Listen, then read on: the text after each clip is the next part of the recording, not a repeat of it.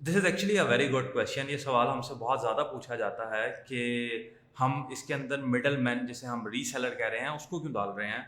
हम डायरेक्टली ही कंज्यूमर को क्यों नहीं बेच देते। हम जो नॉन ब्रांडेड प्रोडक्ट्स हैं वो हम डायरेक्टली उसकी एक मार्केट प्लेस बना के वो ऑनलाइन क्यों नहीं बेचने लग जाते। So I have a very interesting perspective on that and I have very interesting insights on that, क्योंकि हमने ये एक्सपीरियंस भी किया, हमने रिसर्च भी की। सो होता क्या है कि अगर आप लाहौर से बिलोंग करते हैं ना, तो आपको पता होगा कि आपकी अम्मा, आपकी बीवी, आपके बच्चे कहीं ना कहीं कोई ना कोई बाजार में जाते हैं। नो मैटर व्हाट, आप कौन से किसी भी पोश इलाके में रह रहे हो, बट आप ज़रूर इचरा जाते हैं, आप ज़रूर अनारकली जाते हैं, आप ज़रूर किसी न किसी ट्रेडिशनल बाजार में जाते हैं, आप लिबर्टी में जाते हैं। Despite of having all these big brands in every industry, अभी तक रिटेल जो है वो बिलियन डॉलर इंडस्ट्री है, और जितने भी वहाँ लोग बैठे हैं वो अच्छा कारोबार कर रहे हैं। उसकी वजह क्या है? उसकी वजह यह है कि इन सब बाज़ारों में नॉन ब्रांडेड प्रोडक्ट्स बिकती हैं। लेकिन नॉन ब्रांडेड प्रोडक्ट्स किस तरह से बिकती हैं? नॉन ब्रांडेड प्रोडक्ट्स बिकती हैं on the basis of trust and relationship.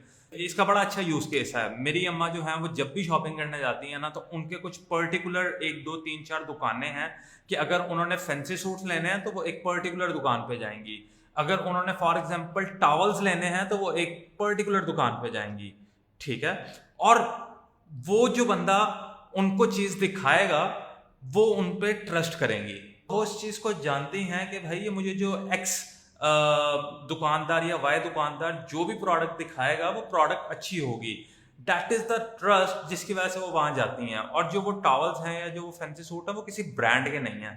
So that is the kind of factor जो मिस हो जाना था अगर हम डायरेक्ट कंज्यूमर मार्केट में चले जाते, सारी नॉन ब्रांडेड प्रोडक्ट्स को हम अपने मोबाइल ऐप में, वेबसाइट पर डाल लेते, तो वो ट्रस्ट फैक्टर जो है वो खत्म हो जाता है। सो इसी तरह जब हम नॉन ब्रांडेड प्रोडक्ट्स लेके आते हैं अपने प्लेटफॉर्म पे, और जब वो नॉन ब्रांडेड प्रोडक्ट्स आपका कोई जानने वाला, आपका फ्रेंड एंड फैमिली में कोई बेच रहा होता है, आपके नेबर्स में कोई बेच रहा होता है, कम्युनिटी से जानने वाला बंदा जब कोई नॉन ब्रांडेड प्रोडक्ट बेच रहा होता है, तो आपको उस पर ट्रस्ट रहता है कि अगर मैं इससे फैंसी सूट लूंगी या अगर मैं इससे टॉवल्स लूंगी तो मुझे ये अच्छी क्वालिटी की प्रोडक्ट्स देगा।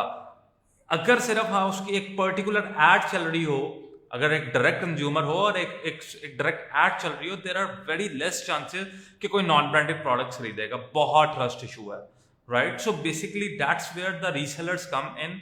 Resellers basically trust deficit market को बेहतर करते हैं, और रीसेलर्स को हमने इस तरह से ट्रस्ट दिया हुआ है कि हम उनको बताते हैं कि जो सप्लायर्स हम ऑन बोर्ड ला रहे हैं, हमने एक क्वालिटी चेक प्रोसेस रखा हुआ है कि जो भी सप्लायर हमारे साथ ऑन बोर्ड आता है, हमारी टीम जाती है, उनको विजिट करती है, उनको हेल्प करती है with photography, with description, with all those things, and quality check करती है।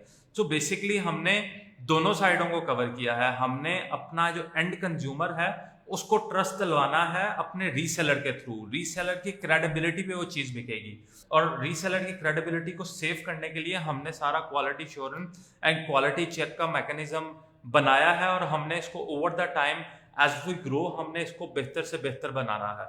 So that is the answer to this question.